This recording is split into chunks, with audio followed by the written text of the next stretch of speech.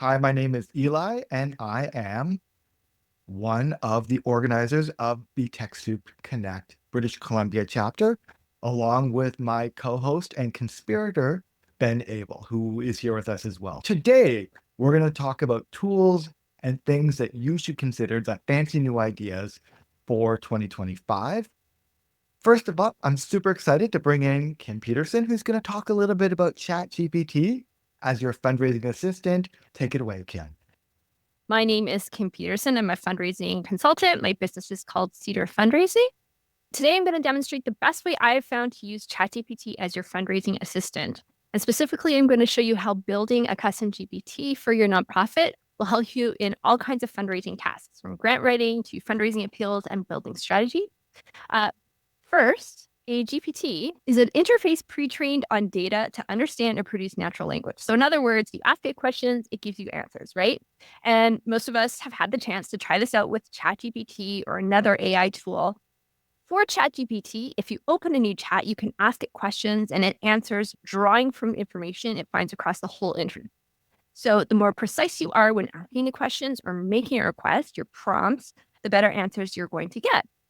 On ChatGPT, if you have a paid subscription, you can create your own GPT that hosts a specific knowledge base or perform a specific task based on the instructions that you give it.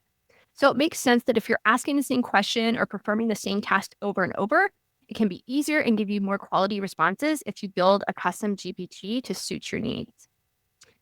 So as someone who works with many organizations, small nonprofits, one of the tasks I do all the time is build a case for support, which we can use as a source document for all kinds of fundraising activities. So this source document answers some key questions about an organization, things that you need to articulate all the time when communicating with funders and donors. And this document will also usually include information on programs, the impact of community support, all that great stuff. Since I build these all the time, use them all the time in my work, I built a GPT that produces a mini case for support in a format that I like and can use all the time in the work that I do. Now, it saves me a ton of time and it helps me to communicate the impact of an organization really quickly in a lot of different contexts. So when I built this GPT, I provided it with some instructions and background information that sound a lot like the prompts you are maybe used to creating. So on the screen here, I just have a recorder of the GPT in action, so you can see how it works. In the back end, I told it what kind of expertise I wanted it to encompass, a framework. I instructed it to collect specific information and ask specific questions that I usually ask when developing a case for support. And then I also asked for a specific output and the format for that output. So you can see it's filling out the format here as I requested. Now, when I start the GPT, I simply copy paste all kinds of information that an organization will provide to me from a website, from previous grant applications, strategic documents. And then I can also add my own notes based on interviews and meetings. And then the GPT will reorganize the information from here. And then the great thing is that from this document that I create, from this chat that I've initiated, I can then ask it to do all kinds of other fundraising tasks and create all kinds of other fundraising documents that are useful. So here I've got it creating a donation page based on a prompt that I've created.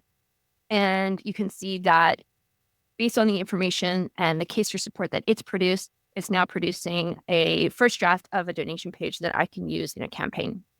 So if you don't have a paid subscription for OpenAI, you can still use my GPT and try it out. I've got the link to access it at the bottom here. I'm also going to throw it in the chat after I'm done talking.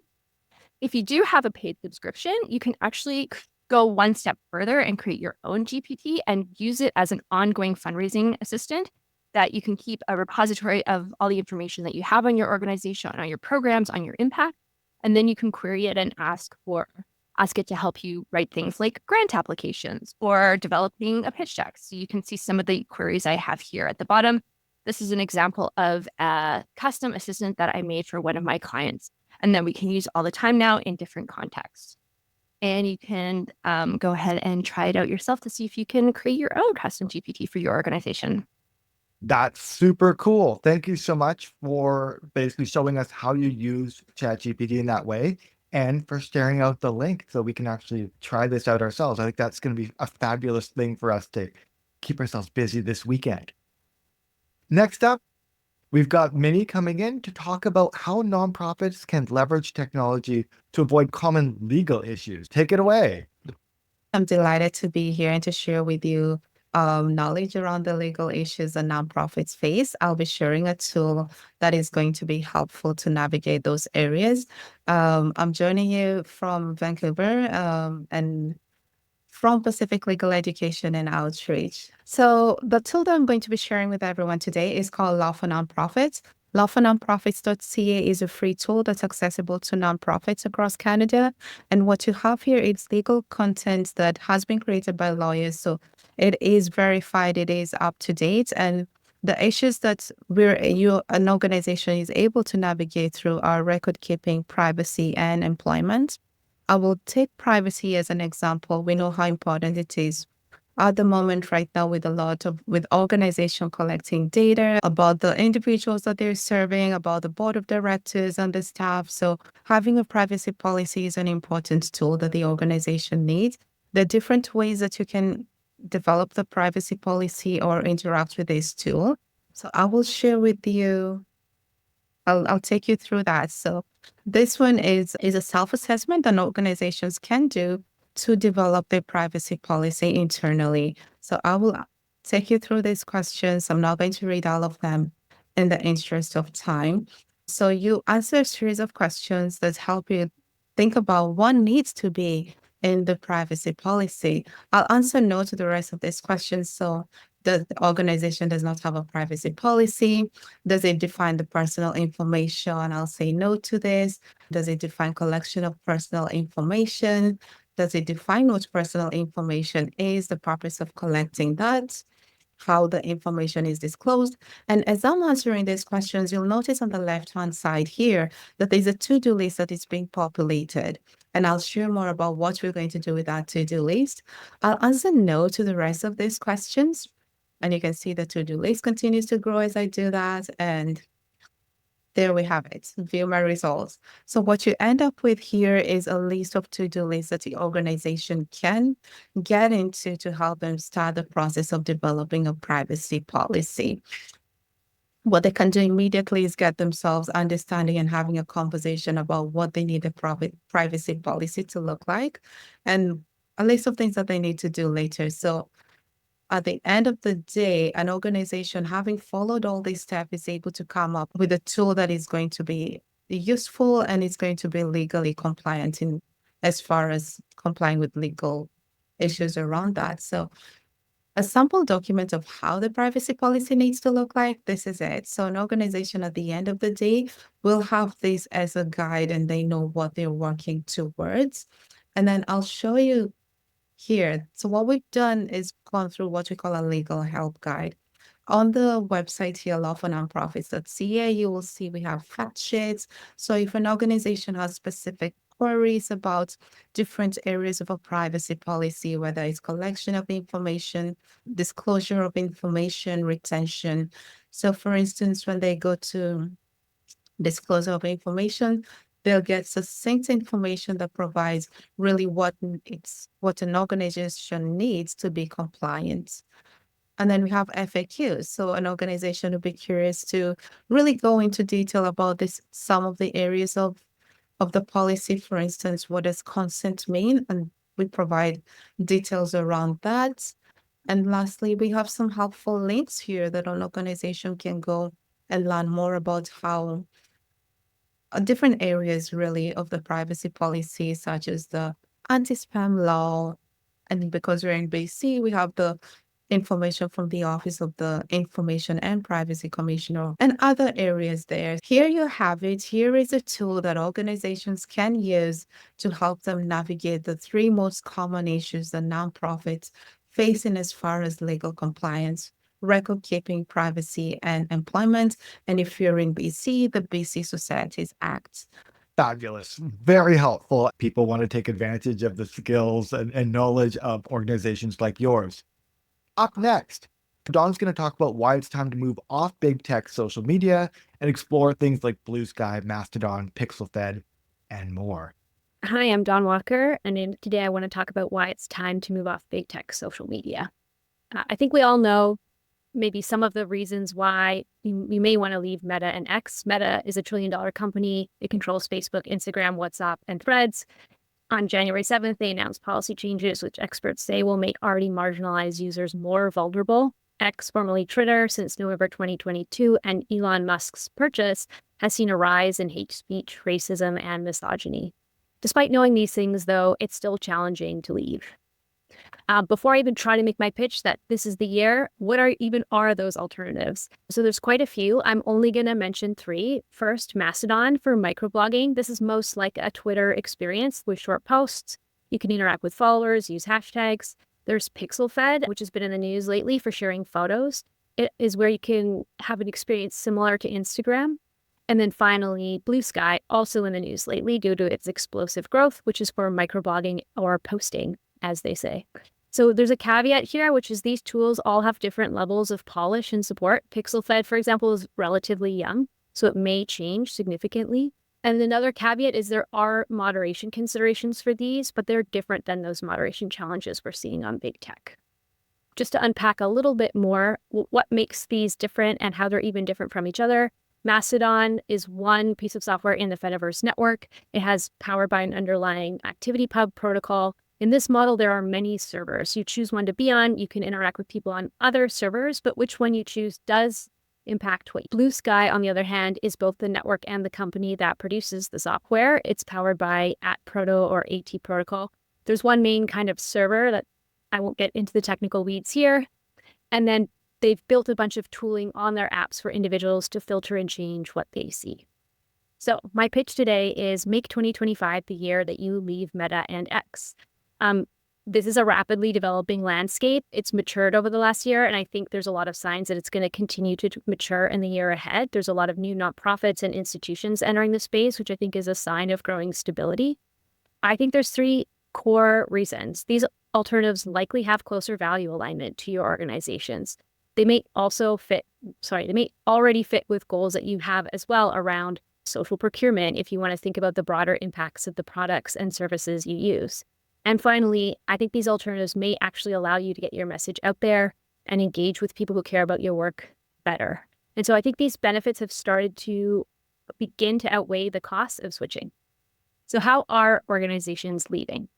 Some are just leaving. They're deleting their profiles. Others leave them up, put it in an archive mode, announce that they're elsewhere. They may rely on existing communication channels or establish a new one.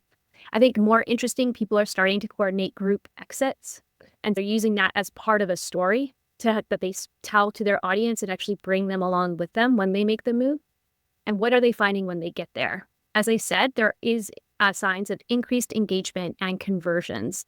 So there's 2 examples, just quickly. One from Guardian showing that traffic back to their website is already 2 times more on platforms where they have less followers than the traditional one. Or there was a viral fundraising campaign based around a hashtag that happened on Mastodon that over 2 weeks managed to raise close to $500,000. And I think this is where that value alignment is helping. You're able to find the higher engagement. There is more prominence because there's less organizations in the space. So you maybe have a higher profile. And then also on these platforms, you have more ability to own your audience that allows you to link to your other communication channels and have people see that. What a lot of these organizations are finding is that their links and calls to action were being deprioritized by the algorithms. And so I have way too many tools and tips. I'm just actually going to share the link to this after. But roughly, I think there's some big questions you could ask yourself to think if you're ready to make the switch. Here's my suggestion of what are some of those steps to take. Definitely go in with a plan. And then finally, there are resources. One thing I want to mention is there are tools to help you actually do a migration if you want to bring followers along with you and find the ones that are already on these new tools. Unfortunately, as of January 2025, all of the previous tools that worked to migrate from X or Twitter to Mastodon no longer work. This is a change on X's side where they've stopped allowing access to their API. There is still one that works to get you onto Bluesky called Skyfollower Bridge. And why do I care about this? Just to end, I'm the president of a nonprofit cooperative which provides open social media for Canada. We're member-owned. Members are individuals or organizations, and we charge annual dues to cover our costs. As of January 2025, right now, we offer Mastodon as one of our services, and then also Castopod, which is for hosting podcasts. We have some new service announcements pending, so stay tuned, and I'd be happy to chat. Thank you. Next, we're going to be moving to Angeline, who wants to talk a little bit about how we can put the robots to work for us. I'm Angeline Robertson, Senior Researcher with the SAND Research Group, and I want to talk today about how we use AI as an assistant in our research, especially in research that we've been doing over the last 5 years to try to protect the Amazon from oil and gas extraction. So I'll give you a really Coles Notes version of why this is important. Indigenous people have been warning humanity for decades that the Amazon rainforest is reaching an imminent tipping point, beyond which the Amazon can dry out, burn more frequently, which would speed the demise of our largest continuous forest on Earth. Fossil fuel extraction in the region contributes to both local forest and biodiversity loss, as well as the transboundary climate drivers of this tipping point. And the rainforest's biodiversity and its rivers support over 40 million people across the Amazon, and its climate mitigation cools down the planet. We understand that it will take policy changes at all levels, including the changes amongst including international coordination in the finance sector, to stop the current trend of destroying the Amazon for profit. And our research enters into this space to really look at how we can connect bank financing with oil and gas extraction and the adverse impacts on the Amazon. We've been doing this work for 5 years. It has been manually done with lots of time and lots of expense. I work in advocacy research, so in civil society, there's never enough time and money, so we're always trying to do this research on the fly. In 2020, we started with looking at trade finance, and we're actually able to get 6 major EU banks to commit to stopping financing the trade in Amazon oil. And if you skip ahead 5 years, we now have 9 banks globally who have committed to exiting all of their financial transactions in the Amazon related to the oil and gas sector. A big part of this has been about being able to stay current with our research, to stay on top of changing trends across nature and climate and human rights and Indigenous rights impacts from oil and gas extraction. And this has been a very lengthy and time-consuming process until we started using machine learning to help us out. We built two tools, one which reads bank policies and takes all that unstructured data in 30 and 40-page documents that is semantically different and has to be pulled together using domain knowledge. And we run it through a tool that helps to transform and structure it into long table format databases that we can quickly analyze. And we can use that information to gauge the quality of bank commitments to biodiversity, to Indigenous rights, and also gauge the difference between the commitments on paper and their actions on the ground. We also built a financial flow tool. And essentially, this does the same thing. These are both just data structuring tools. This takes oil and gas company information on production, exploration, and investment, and it helps us to understand of the pool of financing that they're receiving, what of those proceeds are they spending on their Amazon operations? And that gives us a way of tracing a connection between banks and their financing of the fossil fuel industry and adverse impacts on the ground that banks should be preventing or mitigating through their due diligence processes. Our approach has been to use large language models in an ensemble. So we're actually querying across at least 5 different models. We're doing this to future-proof our tools because we want to make sure that as new versions come out of different LLMs, we're still getting the quality of information that we want. It also, an ensemble approach allows us to pivot. We're concerned about energy usage with LLMs, for example, and so being able to test our results in ChatGPT versus something like Anthropic's Claude tools gives us a sense of if we're pivoting around, what will be the change or what will we need to tweak in our tools in order to adapt. We're building both coded API-driven approaches and graphical user interface approaches for researchers to use on bigger and more ad hoc research needs so that researchers have a sense of they don't have to go into an entire universe of coding in order to update something that they know they need to present to a campaigner or do a bank engagement presentation on. We're also leveraging manually collected data and domain expertise. We're keeping a human really tightly in this loop. We use a training and testing model that tests the AI results against our own manually collected data. And we also, we've been valuing more heavily a higher recall over accuracy in the way that we're building our LLM tools, so that we're capturing a lot of information and then using our domain knowledge to help filter that, rather than leaving unknown unknowns out there in terms of the data that we should be capturing. And we're implementing chain prompting, and that's really to get around a lot of the short attention span when we come to try to use prompt engineering within LLMs to do this kind of complicated, specific research. We find that chain prompting actually allows us to utilize the power of the LLM, but not overwhelm it with such a long request that we actually get errors in the results. And we use few shot examples because dealing in policy research means that there's a lot to do with semantics. And we're dealing with banks who are publishing their policies in various languages. And when we're using their English translations, sometimes those semantics change, and we need the tool to understand what those outliers are and make sure they're captured. And finally, what we have done, we're not in the business of trying to build a big, flashy tool. We actually really want to create AI-assisted research opportunities that are more cost and time efficient, so that our researchers and all those brilliant people we work with can go further faster in our work, because keeping up with the pace of change in advocacy-based research is always such an important thing. So instead of hiring a data science firm to build these tools for us, we actually hired a coach. And that coach works with us every week to help us understand and build AI-assisted research into all of our research pathways and methodologies. So instead of coming up with a culminating one tool, we're actually using all of these experiences to just try to do our work smarter and try to use all that domain knowledge that we have and all of those strategies, put it to work and let the AI do the grunt work we used to spend so much time on. Our tool components, just quickly, we use web scraping and data extraction. We have gone through the data transformation and structuring model we use. And then we also have a database and storage and a nifty notification system that allows us to be notified when the tool finds a new policy that we need to review.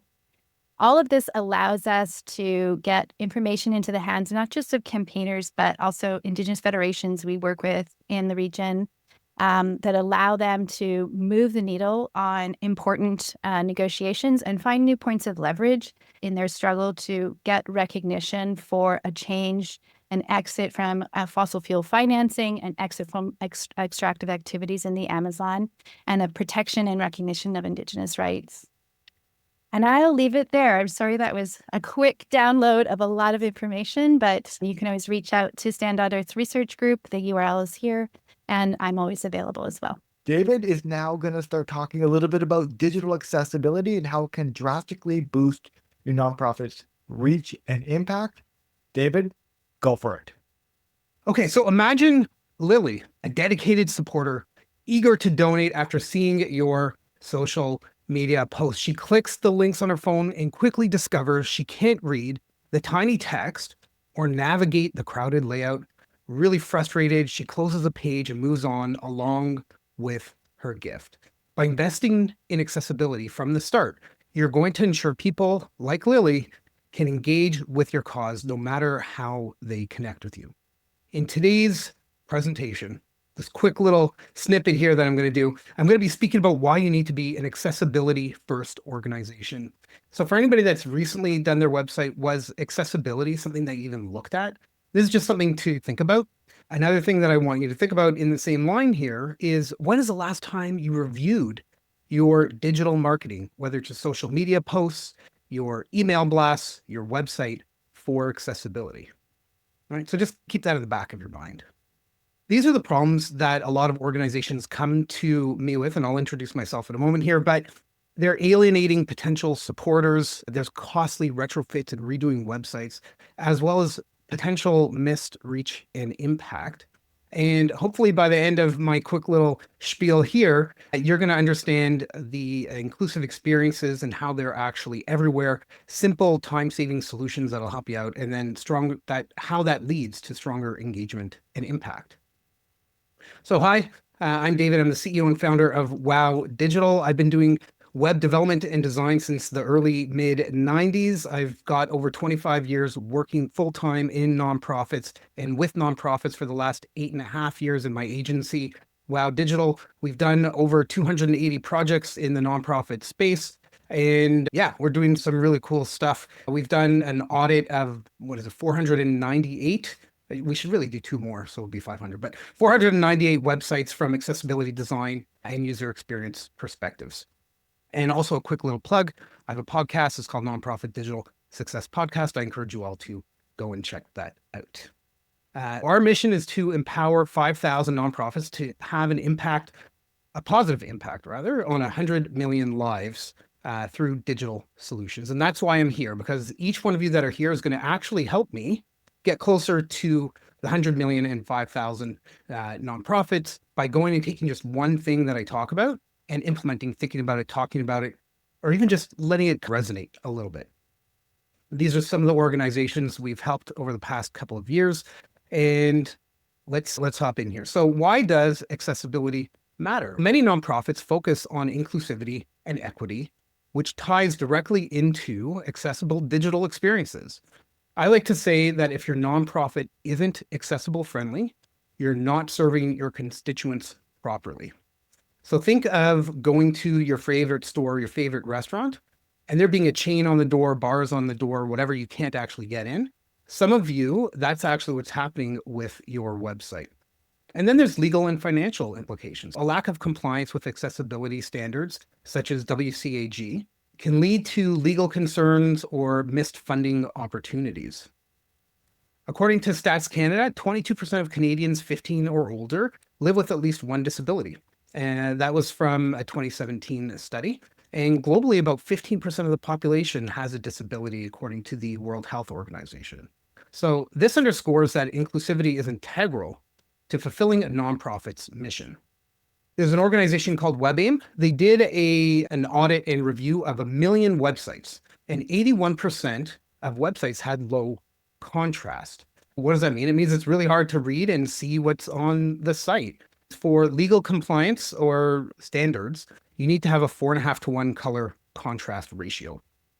If you don't know what that means, just go to Google, search for color contrast checker. There's some really great ones out there, or you can just go to contrastchecker.com and you can put in your brand colors, for example, and see how accessible they are or aren't. And yeah, so for example, can you read this? It's probably really hard, right? White text on a yellow background. I've seen a lot of sites where they put text on top of images, right? It's pretty hard to read that even with white or dark. And this last one here, you can actually read that. Why? Because it's greater than the 4.5-to-1 color contrast ratio that you need. And that's not even black. That's like a medium gray. So this is what I'm talking about in terms of color contrast. You want to be able to read it. If you have to squint or really struggle, it's probably not the right ratio. Disability is the #1 ground of discrimination complaints in Canada, according to the Canadian Human Rights Commission. And over 59% of accepted complaints were disability related. As organizations move more services online, digital inaccessibility is becoming an increasingly common trigger for these complaints. I don't want to talk about the US because the US is very much high litigation, but in 2021, there were over 4,000 digital accessibility lawsuits filed under the ADA. So that's something to think about, which is a 15% increase over 2020. So in Canada, in Ontario, I'm in Toronto. So in Ontario, we have the AODA, which is Ontarian with Disabilities Act. In BC, there's Accessibility British Columbia Act, and they set the standards for compliance and requirements. So please make sure to look into those. Non-compliance can lead to lawsuits, fines, and even potential funding opportunities. Many government and philanthropic funders now include accessibility standards as part of their eligibility criteria. especially after the implementation of the Accessible BC Act. So by not meeting these accessibility requirements, nonprofits may be disqualified from grants or losing other crucial funding opportunities. There's a lot of different components to accessibility. I'm hopefully going to cover just a few of them here for you. So you want to aim for simple language. Aim for maybe a grade 5, 6 level reading. You can use tools like Hemingway or Grammarly to simplify sentences and catch complex phrasing. Headings and structure. So in Word, pre-web days, even after the last 20 years or so, you need to use headings in documents. So Word, Google Docs, in WordPress, in Joomla, Drupal, whatever your site is built in, rather than manually just resizing text or bolding text. And you want to keep headings descriptive. So you want to make headings like how to donate instead of section 1. Colors, I talked about the contrast ratio. And then there's tools and resources. So there's free accessibility checkers. There's one called Wave, which is wave.webaim.org. It'll help you spot issues on your website. There's another one called DukeAxe, which is a browser extension. There's Google Lighthouse, which is built into Chrome Dev Tools. I don't want to get too geeky and technical in there. But there's those. Other things you want to check for is, can you navigate the website without using your mouse? Are you able to tab and alt and enter and use arrow keys from your keyboard? That's a big one as well. You want to make sure that you have alt text on images on your website. Somebody who has a disability of some kind might be using some software called a screen reader. The screen reader will actually read out the content that you have on the page, including the alt text of images. So instead of the image saying img_0875.jpg, it should be descriptive so that the person with a disability that's using the screen reader knows what it is. There's also tons of other SEO benefits by actually having proper copy in the alt text that will help you rank higher. And the third biggest one is forms. So making sure that you've got the right labels applied to the fields in the forms so that the headings will be applied to those. Now, I do want to take a quick moment to talk about accessibility add-ons like UserWay or Accessiby. They are great tools, but they are add-ons. They don't actually fix the fundamental core problems that you've got regarding accessibility. It would be like buying a car and then hiring a chauffeur, right? You want to make sure that the car is working properly. And then, yeah, you can go and have some luxury things and have somebody add extra functionality for you. So think about it in that kind of way. It's not a one and done fix in that kind of scenario. Where to go? Pick one key area on your website, for example, your homepage, and test for accessibility issues right away. So I want to challenge everybody to integrate accessibility into your next project or campaign. Think of accessibility as an ongoing process, not just a one-time fix. So if you want to take any action, I'll drop some links in the chat right after I'm done, but we'll do a free audit for you. We've got a landing page here. You can go pick a date, time, give us a little bit of information. We'll give you a great website audit. It's like a 56-page audit, something like that. And here's the truth. You don't have to be a multi-million-dollar organization to have $1 million impact. You just need to make the right decisions that'll help you or your clients get to the next level and commit to a more accessible future. Do you want to stay the status quo? Ultimately, web accessibility and digital transformation starts with you. For anybody interested, I do have an ebook. I'll drop a link for that as well. It's 3 simple words to increase your donations by 20%. Free consult. I'll drop a link for that as well. And if you have any questions or want to connect, you can hit me up. Website, wowdigital.com, david@wowdigital.com, or we have a nationwide US toll free. You can give us a call as well. Next up, Alison is going to be talking about easy audience research using SparkToro. Alison, it's all you. Darlings, thank you so much for joining me on these wonderful lightning rounds. So I want to talk a little bit about no more needles in a haystack and easy audience research with a tool I love called SparkToro. So for anyone here who is taking all of the beautiful tasks of being in the Marcom area of your nonprofit, we're probably asking ourselves some questions, right? Such as, where do our current supporters, volunteers, donors, and community members, where do they hang out online, right? We were talking about that talk earlier about the different social media platforms and that. Where are the people we want to reach the most? Where are they hanging out online? Even more importantly, what are they talking about? What are they trying to achieve in that space online? We also might ask ourselves, what should we put in our social media, our email marketing, and our press releases that's going to resonate with folk who are going to be part of our advocacy and our mission work, right? What are we going to create that's going to be effective with our time? It's going to resonate with them so that we meet the goals that we have set out. And of course, who can we also collaborate with to grow awareness and share our resources? Absolutely, you can go about everything organically, but if you're able to tap into your ecosystem as part of what you're doing in your sector, both of you win, and so do the folk who are rallying around your mission. So what is one way we can do this? Well, darlings, I call it audience research. Lots of people call it that. You also may have heard it in the startup world as customer discovery, but this is a great way to get real data from real people that's beyond just the market research or the sector research, but really figuring out what people are doing online, what are they engaging with in topics. It provides insights that center around their goals. Absolutely. Once someone has come into the fold with your nonprofit, they're going to understand what you're all about. But part of our Marcoms is tapping into people at their stage, where they are in their world, and how to understand how we can meet them where they are and not wait for them to always understand what it is we're trying to achieve. And the other great thing I like about audience research is it's highly cost effective and easy. Now, the most important thing you can do in audience research is pick up the phone or Zoom and actually talk to your favorite donors, advocates, volunteers, and stakeholders. You'll never replicate anything better than that. You can also do surveys. And what I want to talk about today is something called SparkToro. Oh, I love it. I'm not an affiliate. I just love these people through and through. So let's pretend that your nonprofit is in the sustainability space and you want to know more information about folk who are into climate action. So you go over to SparkToro and you go, well, I know that our audience searches for the keywords.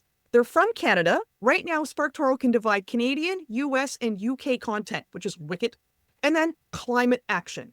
Now, note, this is not just an SEO tool. It uses a whole pile of data to create an affinity and understanding of people who are in Canada who look at climate action. What else do we know about them? So SparkToro gives you so much information. For example, they said they found 1,000 people who had this. They give you gender demographics, which I will argue as a CommSmart person, not the most powerful asset we have in knowing people, but that might be useful to you and what you're doing internally. So you can also see here that it will give you the search keyword. So we can see things like Paris Climate Agreement goals. We also might see something like income filing tax in Canada. Huh? This is just an example. Again, I don't do deep work inside sustainability, but I want to show you that SparkToro is beginning to show you that there's other things that your audience thinks about beyond the key thing that you have as a nonprofit. It also can show you the websites that they visit. And you might say, well, Alison, it's obvious if they're into this that they would look at Climate Action Tracker, but I didn't give you the whole version. This is everything I got with the free version. So there's a lot of information, such as what social accounts do they follow?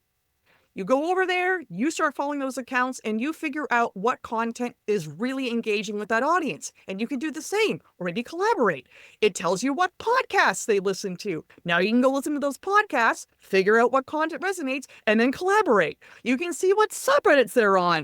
It's a little hard to collaborate on subreddits, but again, you can find out exactly the people who believe in this topic, where else they're hanging out online, and also even their YouTube channels, which again, go to where they're going, see what's resonating. Do you see a pattern here, darlings? Basically, what I'm talking about here is it's better to get deeper into the world of the folk that you want to attract by having something valuable like SparkToro. Also, content topics. If you go up to the paid plan, they'll also give you ideas of what else you can talk about that you can bring back into your Marcom plan. And there's many ways to go about this. You can search your own website. You can look up, if you go to the advanced plan there, what words people use in their bio. You can also upload a list of sites and keywords and base your search on that, and also upgrade for contact information if you want to go down more of a PR route. So darlings, that is SparkToro in a nutshell. I hope you enjoy them. They're a wonderful, fabulous, ethical group, and thank you so much for going on the journey with me today. Next, we've got Jack, who's here to freak out all of our fundraiser friends because he thinks that the future of major giving philanthropy is donor-driven. My name is Jeff. This quote has stood out to me for the past few years as I have been leading a small water charity here based out of Stevenson, but working in East Africa. And it speaks to, in many cases, what I think of the current state of philanthropy, because so often I think the things that we're doing really well maybe shouldn't be done at all. And that's not because we are choosing to do it. It's often because we're forced into doing it, because the system itself makes us do them. When I transitioned from working with major donors, estates, and gifts at a law firm to working for a charity, the inefficiencies, inequities, and ineffectiveness of these systems became deafeningly clear. And then, even though I got fairly good at fundraising, particularly major donor fundraising over the past few years in my current role, I couldn't help but notice my peers in Uganda and my peers working in smaller charities struggle with this. And I couldn't help but think that we're doing something efficiently, which maybe shouldn't be done at all. And that's not necessarily because we're choosing it. What I didn't come to expect was that donors were experiencing similar frustrations, just from maybe the other side of the very same coin. If we consider this, let me see if I can navigate, $70 billion a year is wasted annually on writing, managing, chasing grants, going for coffees, pitching, fundraising just to major donors alone, which is their own money spent pitching back at them. Only 4% of grant dollars go to minority-led organizations. Donor advised funds, which I'm a fan of, are the fastest growing vehicle, but they add complexity to both charities and donors, increasing costs and confusions, which then in turn reduce trust. Speaking of trust, donor trust is at a record low, with only 1 in 5 people trusting charities to fulfill their obligations, in large part because they don't understand impact. Speaking of which, the CRA audits have increased by over 105% year over year, putting both donors and charities at greater scrutiny. It's really hard being a major donor right now. Major donors are leaving philanthropy at a higher rate than any other donor segment. The system, the fundraising system, is not delivering the results we need. Doing it more efficiently won't help, but we're caught. These aren't just challenges for charities, they're challenges to philanthropists, and over 100 conversations with both individual philanthropists and groups of philanthropists who are thinking deeply about this revealed it. The problems aren't just the tools we use, it's the system itself, a pitch or be pitched system. So philanthropy literally means the love of humanity. At its core, it's about connecting people's passions or their love with humanity's biggest needs. But the sales-driven systems we have today don't deliver the outcomes we're hoping for. They don't deliver the retention, trust, love, joy. Instead, they often deliver fear and scarcity. What might a different approach look like? One where donors could discover their unique giving style, connect with charities that align to their passions through an intuitive, guided, and maybe neutral tool. One where perhaps a crisis or need sparks and happens, and a donor or a foundation could launch a grant or an opportunity to discover who's doing what, either through searching a tool or creating a simple opportunity that notified relevant charities and their projects to send over their information with clicks of a button, so that charities could focus on impact, not spraying and praying cold foundations, but rather showcasing who they are and what they're doing. Relationships could form, trust could be built, and impact could be demonstrated through simple and effective tools. Could be as easy as Tinder, but maybe as robust as your favorite wealth management app. Funded is building the platform to make this foundation a reality, or this vision a reality. Funded is a marketplace built by philanthropists, designed to connect philanthropists and charities in a way that works for both sides. For donors, it offers a standardized charity and project portraits to help donors discover, compare, and engage with organizations aligned to their interests. Eventually, we'll have tools to uncover giving styles, personalized recommendations, and transparency to impact, to empower donors to make more meaningful giving decisions. For charities, it gives access to aligned donors without the time and waste of cold proposals. It's a simple process to tag your projects and charities to fit searches, display your organization with the best foot forward you can, and update funders as things change. In just 2 months, we've onboarded philanthropists managing about $129 million in assets under management. We just need $1 more million to make it a round number, as David said. And on the charity side, we're on track to onboard just about 200 organizations. To make it tangible, I want you to imagine getting notified that a donor is actively looking for a project like yours. I want you to imagine being able to apply with just a few clicks because you already meet their criteria. I want you to imagine focusing your time on building the relationship with qualified and interested people. Imagine not needing 4 rounds of due diligence on a $15,000 grant because it's already standardized and centralized. This might be a dream, but it is a dream that we are working towards. And this isn't just the future charities want, it's the future donors actually want too. We're working hard to build it day by day. I lied. The future of philanthropy, or the future, isn't just donor driven, it's actually human driven. It's a collaboration where we all hold tightly to the end goals we're working towards, loosely to everything else. It's not a tech problem. It's not a charity problem. It's an all of us problem. Well-Funded is building a system that connects donors and charities in a way that hopefully can inspire trust, amplify impact, and make giving as intuitive as it is meaningful. And I would love to build it with you. You can join for free at wellfunded.io. Yeah, hi everyone. I'm Deepa. I'm the founder of GrantOrb. It's an AI-powered grant writing system that writes grants in 5 minutes. Any grant application, basically, you can, what used to take 50 hours now takes 5 minutes. And I'm here to talk about what to expect of AI in the future. And the best way to do it is to demonstrate through GrantOrb. We just built the future a year ago, but you'll see a lot of applications similar to GrantOrb coming into our world. AI is a really magical technology, but a lot of burden on making AI magical is placed on end users. You have to figure out prompting, which is actually a field of research and engineering. People, the ones who've designed the large language models, are still trying to figure out how to make these models prompt in a way that they accomplish different tasks. So in the future, we'll see tons of AI-powered applications that are specialized to perform the tasks that you do and basically free up tons of your time to focus on higher level work. So this is GrantOrb. We've been in operational for almost over a year now, and we have tons of nonprofits using our technology to write grants super fast. And the way it works is that you don't need to really know any prompting or anything. All you've got to know is what is it that you're seeking funding for. Just describe your project, and I'm going to just come up with a situation here. I'm saying I'm seeking funding to expand senior meal delivery program to reach 300 seniors living in isolation with limited means to cook at home in Vancouver. So basically, this grant wizard is a place where you describe the project that you're seeking funding for. It can be your unstructured thoughts. You don't have to worry about putting polished thoughts over there. Spelling mistakes are fine. And just think of it as if you're conversing with this wizard, saying, this is what I need money for. And then you click Create Outline.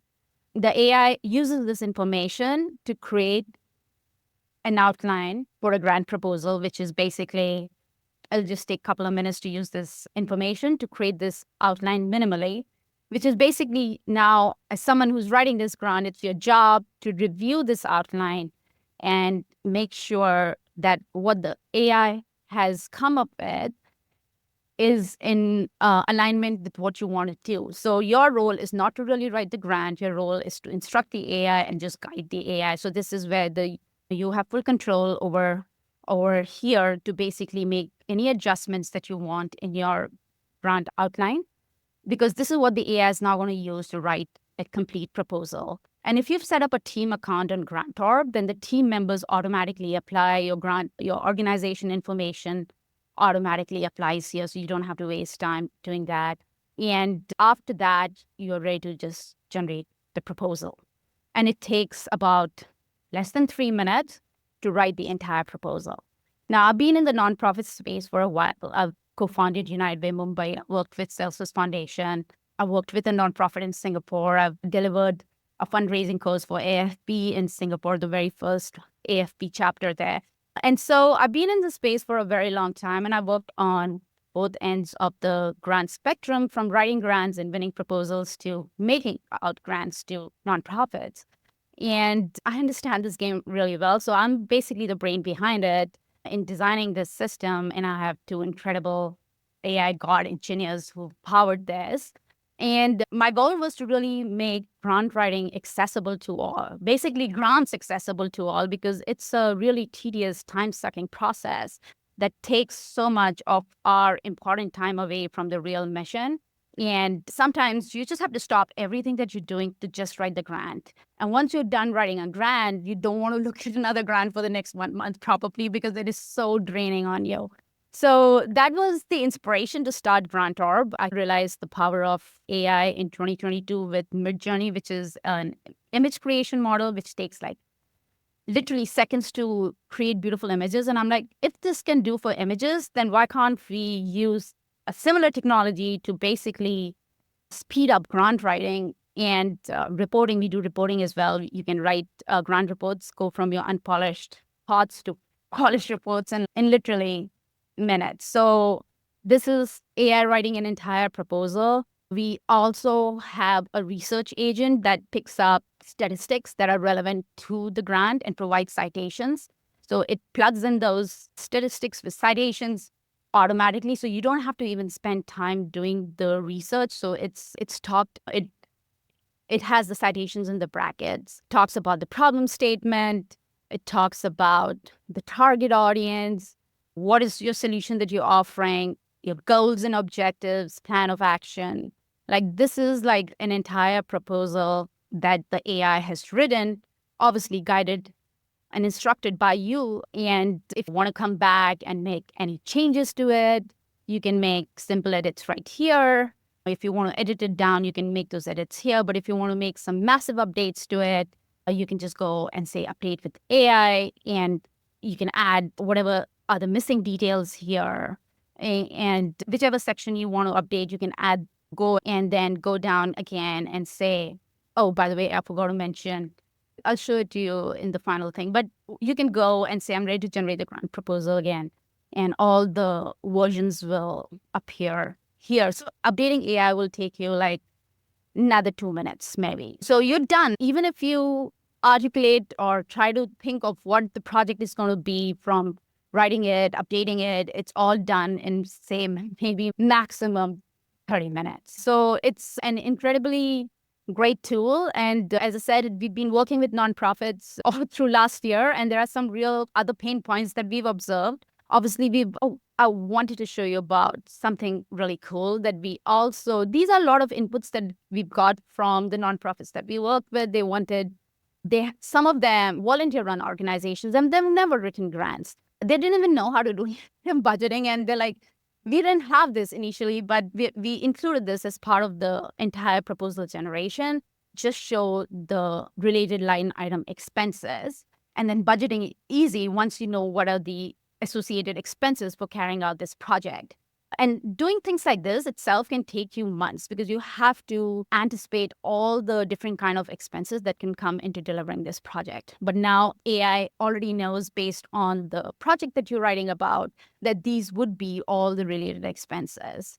So that's something really cool. We've automated grant reporting. That was another request we had from a community that it's something that we end up doing on a quarterly basis. Every time you get a grant, sometimes the requirements are you got to do it on a quarterly basis, which again is a very time-consuming task. So you can basically create grant reports. You can create any grant. Literally, almost all the grant opportunities that are available in Canada at this point of time are on our system. You can quickly get a glance of what this grant is all about. You can use the wizard, describe the project that you want to seek funding for. And in the end, we've already got the eligibility requirements for this grant. So you can do a quick eligibility check as well to see your alignment with this grant. And we show you in red and green how closely aligned you are or you're not. So you can strengthen your proposal if it's lighter shades of green. So it's basically really to enable nonprofits to free up the time from one of the most time-consuming tasks, which is a critical task because grants funding is what sustains nonprofits. I know we have different forms of fundraising too, but grants is what really brings the bulk of our funding. And it is a highly time-consuming task. And now you can write more grants. You don't have to be selective as long as you are eligible. You can go for all the grants and win more funding for your organization without feeling the pain of writing. Yeah, if you have any questions, feel free to reach out to me. I'm going to drop the link in the in the chat a couple of things that are coming up that are on a roadmap. We want to build an agent very soon that will also help you with submissions, because that's something we've seen. Writing the grant now takes 5 minutes, but submitting the grant, which is not happening within GrantOrb, but you've got to actually go to the funder system to submit the grant, sometimes takes just half a day because either you get logged out often or the copy pasting is time consuming. So we will have an agent who will just do the form submission for you. We will also be introducing winning grant ideas, because sometimes the funders have a giving mandate and you as an organization have a mission of doing a certain thing and you fall into their giving mandate, but you don't know what idea to suggest. So we would just suggest winning grant ideas. And I think having AI suggest ideas that match the funder's requirements and has a mission alignment is going to be incredible, because sometimes there are many reasons why you don't win a grant, obviously, but not having the right idea, one of the big reasons. And the second is basically you don't have the competency to deliver that. The third, so there are many ways, but we are going to AI power almost everything. Besides, I think the team is something that's something that you need to be strong in terms of delivering that project, but in terms of giving you a winning grant proposal is something that GrantOrb is designed for.